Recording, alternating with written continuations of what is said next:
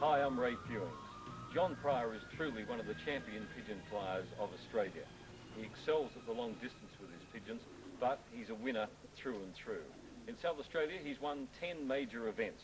He's won the ultimate marathon, Alice Springs, 840 miles on no fewer than 3 occasions.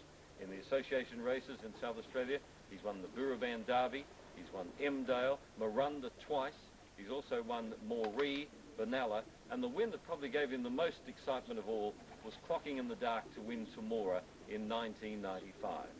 It is just as good at the short distance, winning from 160 miles right through to the maximum distance of 840 miles.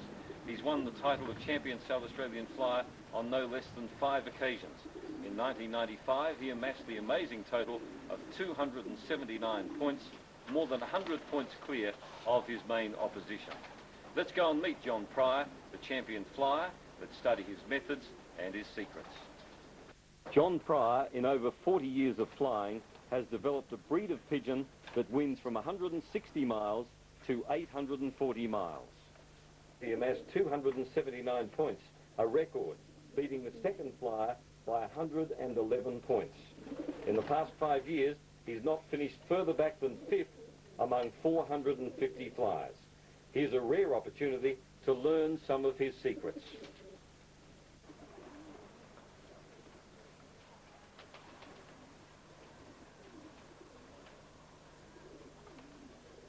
Ray, when I was 13, I got some pigeons from my father, which were down from long-distance birds from Adelaide and from Sydney mixed together. And then I had those pigeons up until I left in 1962.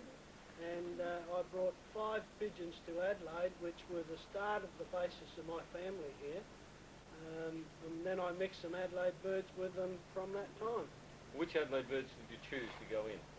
Well, originally I lived across the road from old Lou Downer, and I got some of his Fricko Jansen and Stassard pigeons, which proved quite good for me. And then, since then? Since then, I've found that the Alan Goodger pigeons, since about 1980, I've had them in my pigeons, and since then, that's when the things really started to kick on for me, was when I put them into my birds. And how often would you put a new pigeon into yours? Well, I'm always trying 1 or 2 crosses to see if they work within the family. If they don't have an instant success after 3 years, well, they go. But those that do have a major success then become a major pigeon within my family of birds. Do you breed the new pigeon out again? I tend to inbreed back to my family all the time to keep a family of birds. I believe that all the best fanciers throughout the world have always had their own family of birds, and I think that's the way to go. When you've got your own family, you know what they will and what they won't do, so that always helps, right? So the new pigeon comes in, is well tried, is crossed into your family for 1 generation only, and more than likely is then crossed out again. Yeah, that's right. The most successful one I've had at the moment is a cross I've put in from Alwyn Richardson, just 1 hen, and she's bred 10 association placings for me, including a winner, but I'm not making a family around her. I'm making a family around just that family of birds now, her sons and daughters and grandchildren off of them, back into my original birds to keep the family line going. And the breed of pigeon you've now developed show up right from the very first races, right through until the very longest at Alice Springs. Yes, they do. They fly the short ones, the middle ones and the long ones. They fly on hot days, cold days, wet and windy, you name it, daylight or dark. Whatever the 2 opposites are, it doesn't stop them. Then they're not just a dour stayer, they've got the speed to be all comers. Yes, if you train your pigeons right for the day of whatever weather it is, they'll do the job without a problem. John, could you explain to us the type of pigeon that you would select to put into your loft as a cross? Very interesting question, Ryan. I think a lot of people make a bad mistake in selecting the wrong birds. Firstly, you have to introduce a bird to go with your long-distance birds, which are of a particular type, and if you get one that's opposite to that, well, you're going to get a bad mismatch.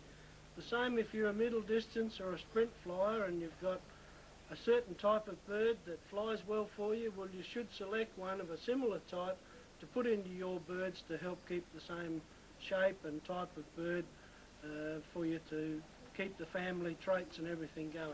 Well, here's one of your most successful breeders. What has this pigeon done?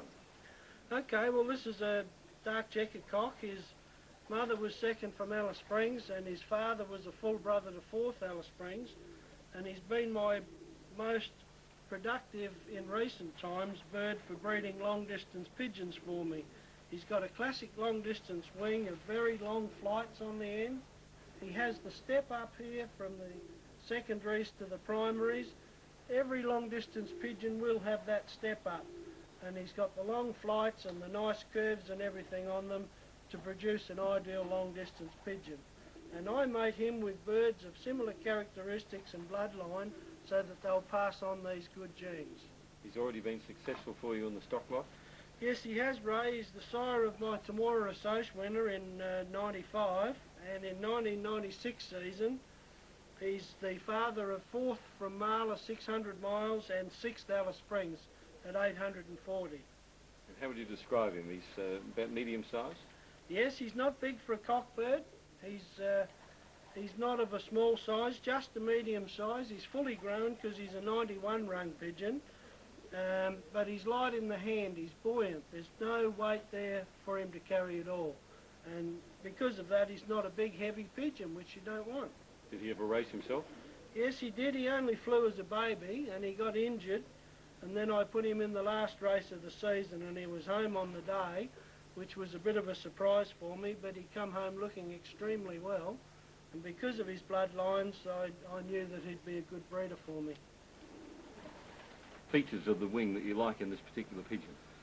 Well, I believe pigeons' wings, Ray, are a bit like the wing of an aircraft, and also with the older aeroplanes with a propeller, that they have to have a driving force in their wing to make them go. If their wing was perfectly flat, they'd just flap up and down and get nowhere. So I look for curves in the wing. And I think an example here at the moment of this cockbird is the curves you're seeing down the underneath side of the wing, where when they power their wing down, they get a lot of power in the flight to propel themselves forward. Well, he's certainly got a very strong wing butt, and he's also got very good curve, and there's also in the serrated side of the wing, he's got good curve there as well. Yes, Ray, and down the quills of the feathers, looking from above, you can see the curve like a bow, and these bows tend to curve back to the body in this sort of an angle.